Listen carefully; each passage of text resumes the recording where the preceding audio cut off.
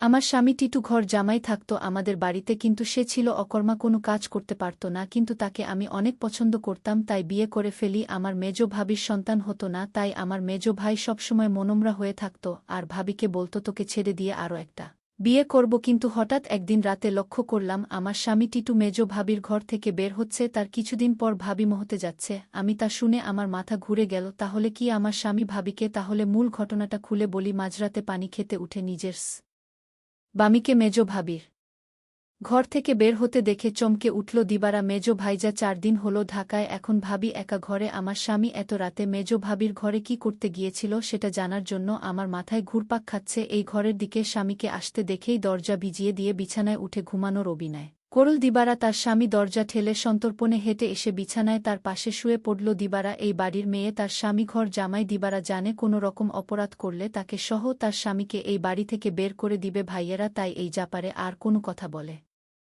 না।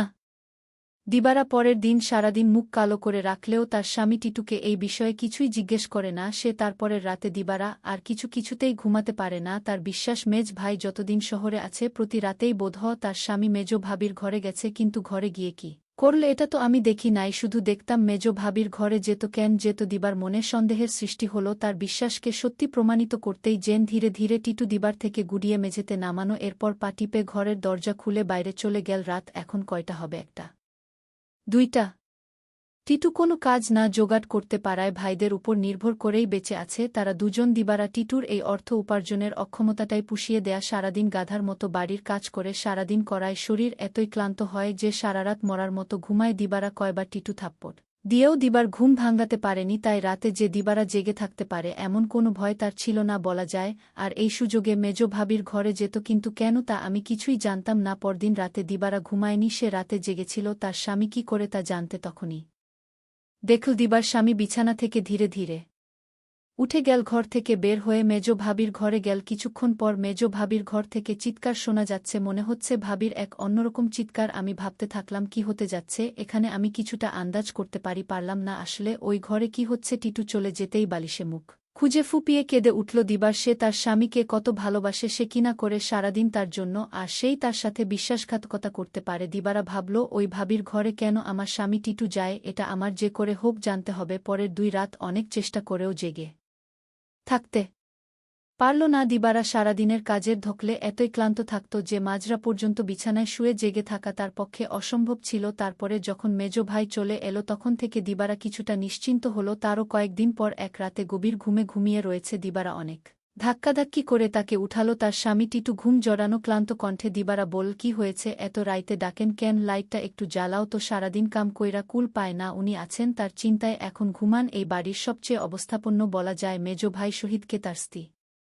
রিয়া অবস্থা সম্পন্ন ঘরের মেয়ে শহীদ মিয়ার বট চালের আড়তের ব্যবসা। গ্রামের দিকে হলেও শহীদের ঘরটা দেখার মতো। ইট সিমেন্টের দেয়াল আর টিনের দোচালা, তার ডান পাশে 2টো ইটের তৈরি ছাপরা ঘরে থাকে ছোট ভাই বাদল আর বড় ভাই জলিল। তাদের 2টো ঘরের মুখে মুখোমুখি উঠান পেরিয়ে একটা টিন আর বাঁশের তৈরি ঘর। এখানেই দিবারা আর টিটুর সংসার খুব চিকেন আর কালো হওয়াতে বাবা মায়ের মৃত্যুর পর 3 ভাই অনেক খুঁজেও কোনো পাত্র পায় না। শেষমেশ একভব ঘুরে ভাদাইমা গোছের এই টিটুকের ঘর জামাই হিসেবে আনে। ভেবেছিল টুকটাক কিছু কাজে তাকে লাগাবে, কিন্তু সে পুরোই অকর্মা। সেই দিনের প্রায় 1 মাস পর বাড়িতে বিরাট উৎসবের মত আয়োজন হল। দিবার ছোট ভাইয়ের 2টা আর বড় 3টা সন্তান হলেও মেজ ভাই বিয়ের 4 বছর পরেও সন্তানের মুখ দেখতে পারেননি। মেজ ভাই আরে একটা বিয়ে করবেন কিনা এটা নিয়ে চিন্তা ভাবনা করছিলেন, যে স্ত্রী তাকে সন্তানের মুখ দেখাতে পারবে মেজ বুকে, তাহলে এই বাড়ি ছেড়ে চলে যেতে হতো। ঠিক এই সময়েই আনন্দ সংবাদটা পেল সবাই, মেজ বৌমা হতে চলেছে। মেজ ভাইজা আর ভাবির আনন্দ দেখে কে এই উপলক্ষেই এই উৎসব আয়োজন। দিবারা যখন আনন্দের সাথে টিটুকে এই খবরটা দিল তখন সে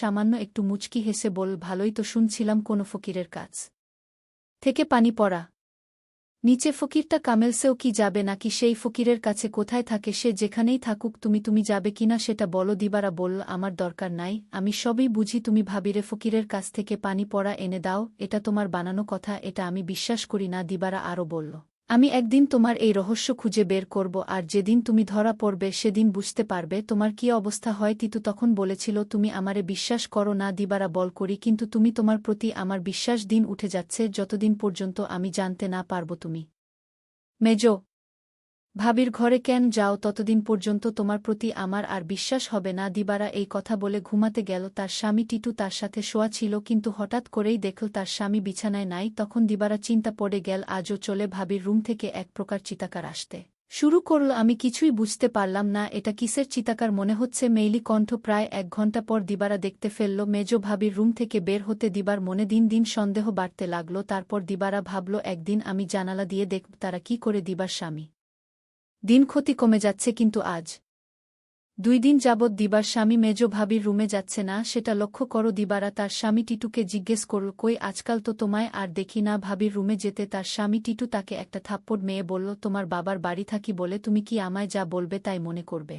সবকিছুর ভিতর শুধু কি তোমার অধিকার আছে, আমার নেই? এর মধ্যে হঠাৎ খবর আসলেও মেজ ভাবি মা হতে চলেছে, সেটা শুনে টমকে গেল। কারণ মেজ ভাবির স্বামী মানে আমার মেজ ভাইয়ার তো সমস্যা ছিল, তাহলে কিভাবে সে মা হতে চল? আমার মাথায় কোনো কাজ করছে না, আমার মনে সন্দেহ হতে লাগল। দিবারা তার স্বামীকে বলল, আপনি এখন আর দেখি দিবারা রুমে যান না কেন? কখন কি করব সেটা আমার ব্যাপার, যাই হোক আমি এবার অপেক্ষায় আছি কখন আবার আমার স্বামী তার রুমে যায় সেই প্রতীক্ষায়। এর কিছুদিন পর তার স্বামী টিটু ভাবির রুমে গেল। তারপর আমি জানালা দিয়ে যা দেখলাম তা দেখে আমার চোখ ছানা ভরা হয়ে গেল। দিবারা এই দৃশ্য দেখে সে বিছানায় শুয়ে কান্না করতে লাগল। ঠিক তখনই আমার স্বামী টিটু রুমে এসে পড়ে এলো আর আমায় বলতে লাগল, আরে শাহানা লাইট জ্বালাও না, দেখ কি দেই। বিরক্ত হয়ে বিছানা থেকে নেমে লাইট জ্বালালো দিবারা। তারপর চুকিতে এসে বসল। তিতু তার সবগুলো দাঁত বের করে হেসে পাঞ্জাবির পকেট থেকে একজন চুড়ি বের করল। আরেকটু কাছে আসো, পড়াইয়া দেই। চুড়িগুলো দেখে চিনল দিবারা এগুলো স্বর্ণের, আর এর মালিক যে মেজ ভাবি ছাড়া কেউ না, তাও সে ভালো করে জানে। ভয়ে ভয়ে ফিসফিস করে বল, এগুলো তো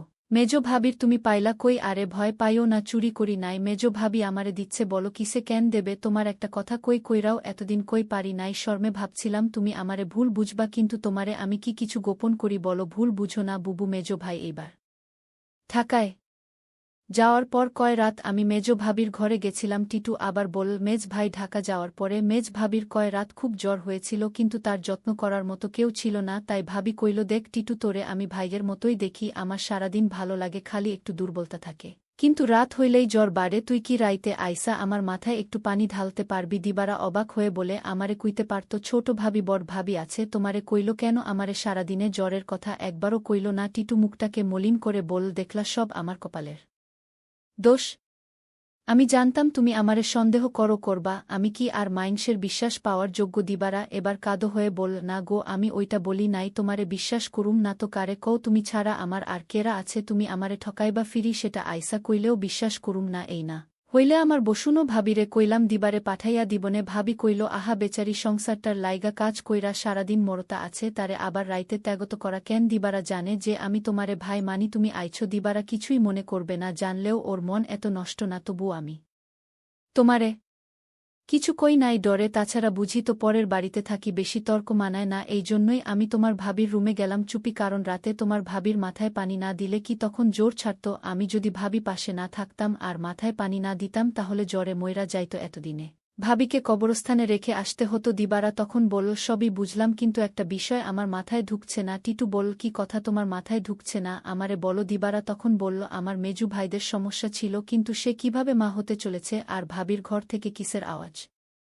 আসত? তিতু তখন বলল, তুমি দেখি আবার আমাকে সন্দেহ করতেছ, এই সন্দেহটা তোমাকে দূর করে দেই। তোমার মেজ ভাবি একদিন আমায় বলল, আমার সংসারটা মনে হয় টিকবে না। আমি বলেছিলাম, কেন টিকবে না? কারণ আমার কোনো সন্তান নেই, তাই স্বামী আরেকটা বিয়ে করতে পারে বলে আমায় বলল। আর তখন আমি বলেছিলাম তোমার ভাবিকে, শোনো, তুমি কিছু চিন্তা করো না, আমি সব ব্যবস্থা করতাছি। আমি তখন এক ফকির বাবার কাছে গেলাম, ভাবির সমস্যাগুলো খুলে বললাম। ফকির বাবা বলল, আমি তোমায় 1 গ্লাস পানি পড়া দিব, সেটা 2-3 ফোঁটা করে সপ্তাহখানি খেতে হবে, তাও নিজ হাতে খেলে হবে না, তার স্বামী তাকে খাওয়াই দিতে হবে। তখন তো বড় ভাই বাড়িতে ছিল না, আমি কোনো উপায় না পেয়ে 1 গ্লাস পানি পড়া নিয়ে আসলাম, আর এই ফকির বাবার পানি পড়া খেয়ে আল্লাহর রহমতে সে সন্তান লাভ করেছে, বুঝলে? এবার দিবারা, আর তোমার ভাবি ঘর থেকে যে শব্দ আসত সেটা ছিল এলইডির শব্দ। তুমি তো শুধু শুধু আমায় সন্দেহ করতে। দিবার চোখ ভিজে ওঠে, আহা, তার এই স্বামীকে আর ভাবিকেই নাকি সে ভুল বুঝেছে, কি বাজে চিন্তাই না করেছে। সেই রাতে তার স্বামীকে ভাবির ঘর থেকে বের হতে দেখে সে সিদ্ধান্ত নিয়ে তার সহজ সরল এই স্বামীকে আর কোনোদিন সন্দেহ করবে না। সে টিটু বলল, আমি সেবা যত্ন করাতেই তো ভাবি সুস্থ